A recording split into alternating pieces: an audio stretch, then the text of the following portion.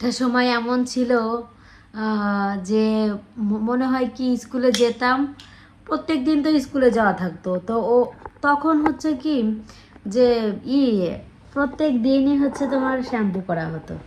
ওই কি করতাম, 1 টাকা দিয়ে একটা শ্যাম্পু কিনে রেখে দিতাম। প্রত্যেক দিন সকালবেলা স্কুলে যাওয়ার সময় হচ্ছে স্নান যখন করতাম তখন এই একটা শ্যাম্পু হালকা পাতলা একটু মেখে যেতাম চলে। আর এখনের দিন শুরু হয়েছে এমন, দিন শুরু হয় এমনভাবে ঘুম ঘুম চোখ দিয়ে, মানে দিন শুরু হয়। তারপরে কখন রান্না বান্না করতে করতে, কাজ করতে করতে, বাচ্চা সামলাতে সামলাতে কখন দিন চলে যায় বুঝতেও পারি না। আর আছে তো তোমার নিজের নিজের যে যত্নটা, সেই যত্নটা আজকে হচ্ছে তোমার দেখো চুলের কি অবস্থা। হ্যাঁ, এটা হচ্ছে এর থেকে হচ্ছে কি ঘোড়ার লেজ। হ্যাঁ, ঘোড়ার লেজ বা গরুর লেজে অনেক সুন্দর চুল থাকে।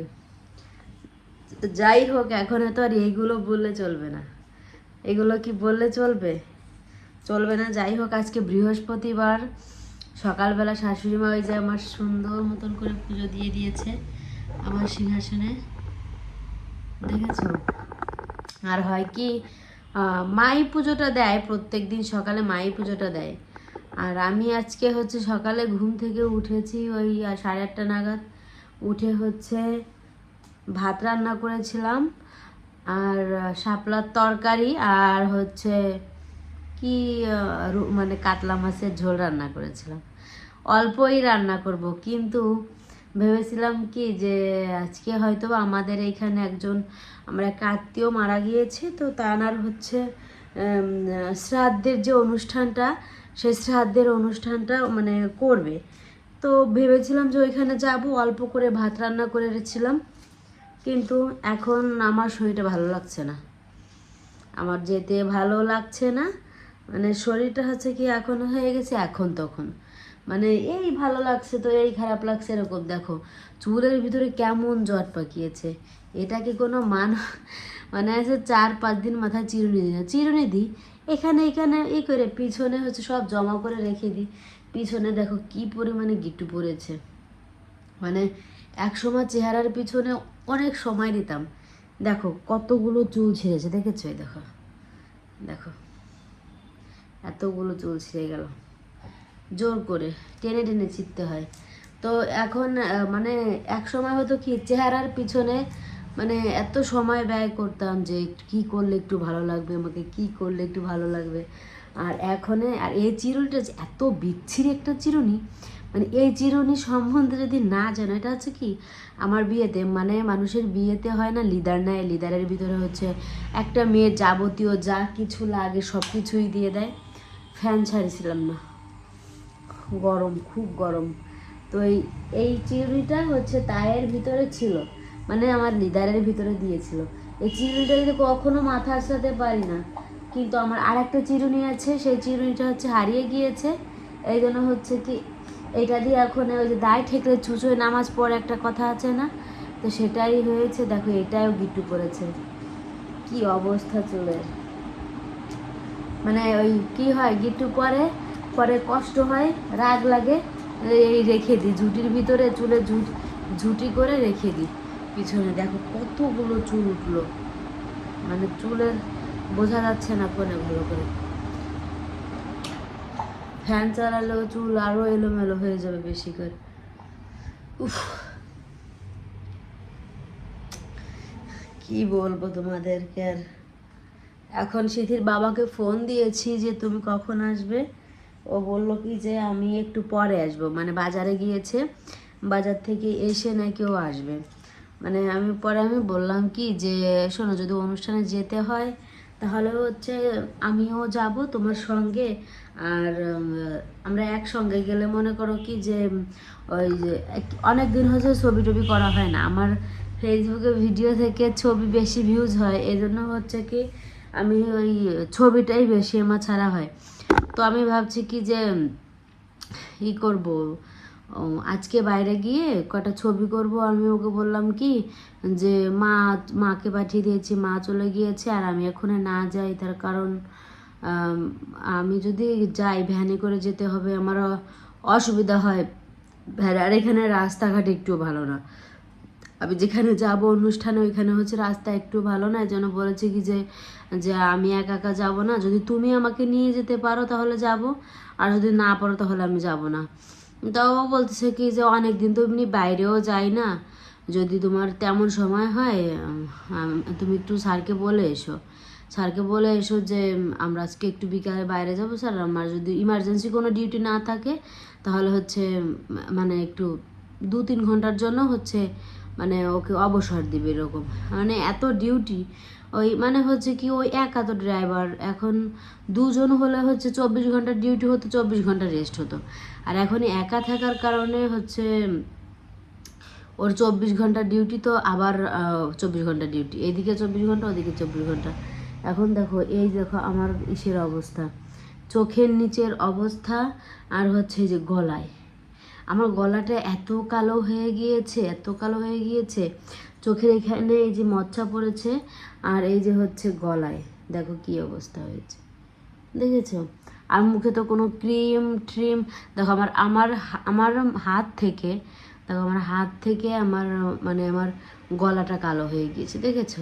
এই দেখো হাত থেকে গলা কালো হয়ে গেছে। এই যে যে প্রেগনেন্সির যে একটা জার্নি, এটা জানি গতবার আমার মেয়ে যখন হয়েছিল তখনও ঠিকই এমনই অবস্থা, মানে এত খারাপ, গতবার আমি মোটা হয়েছিলাম অনেক, আমার যখন ডেলিভারি হয় তখন 70 কেজি ওজন হয়েছিল।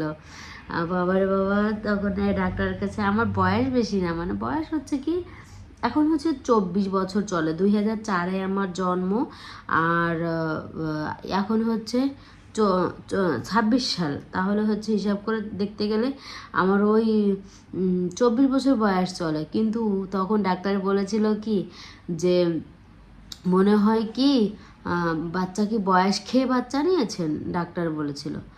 আর সিথির বাবা তো ওর ওর বাবাকে এমনি বয়স কমই লাগে, ফেস কাটিংটা মনে হয় কি যে অনেক বয়স কম এরকম মনে হয়। তো দেখো আমার এই যে হাত থেকে, দেখো হাত থেকে মানে গলা থেকে আমার হাতটা কত কালো, মানে পরিষ্কার।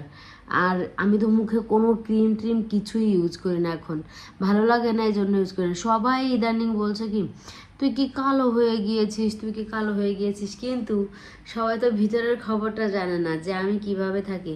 ভালো লাগে না, খেয়ে দিয়ে শুয়ে থাকি, আর যদি কাজ থাকে কাজ করি, না থাকলে না করি, ওই মানে দিন চলে যায় আমার মানে হেলিয়ে ফেলিয়ে। এই জন্য হচ্ছে কি এই অবস্থা আমার এখন।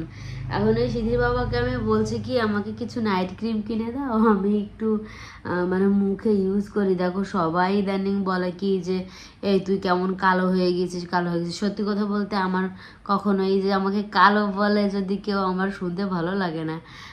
আমি সুন্দর ছিলাম, কিন্তু এখন এই যে গলার নিচ দিয়ে এটা হচ্ছে আমার মনে হচ্ছে কি যে ছাতা হয়েছে গলায়, হ্যাঁ ময়লা পড়েছে, কিন্তু এটা ডললেও উঠবে না, মানে ছোপ ছোপ কালো কালো কালো ছোপ ছোপ পড়েছে এখানে। হয়তোবা হয়তোবা আমার ডেলিভারির পরে হচ্ছে কি এই কালো ছোপালোগুলো চলে যাবে, আর মানে এই যে চোখের নিচে কালো পড়েছে, তারপরে হচ্ছে এই পাশে হচ্ছে, এই পাশে হয়েছে, তারপরে হাতের এইখানে হয়েছে, এগুলো হয়তোবা চলে যাবে।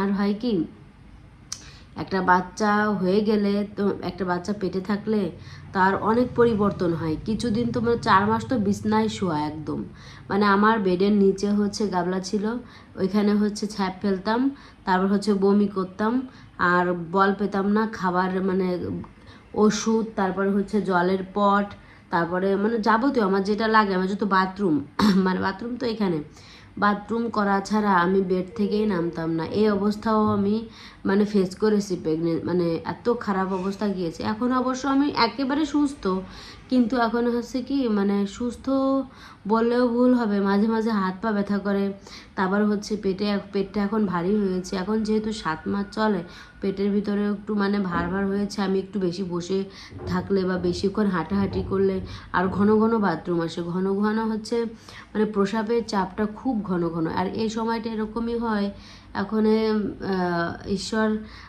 ঈশ্বর ডেলিভারিটা ভালোভাবে হোক, আমি ঈশ্বরের কাছে এই কামনা করি। আর আমি যেন সুস্থ থাকি, মানে আগামী দিনগুলোতেও আর কি বলবো, আর কিছু বলবো না। বিকালে যদি যাই তাহলে হচ্ছে ভিডিও করব। আর এখন হচ্ছে এই পর্যন্তই।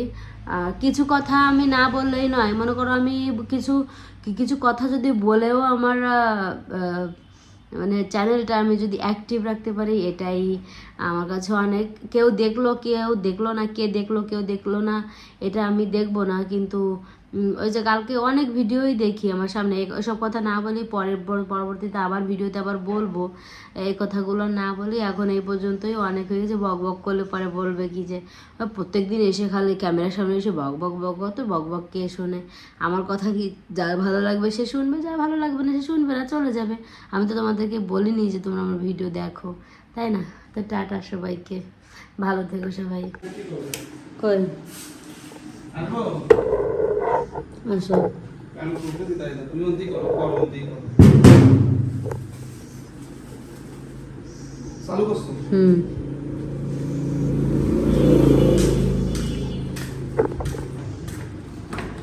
না চশমাটা খোলো।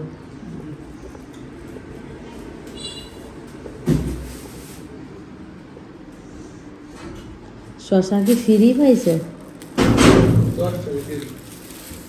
তো এতগুলো আনতে হবে তাই?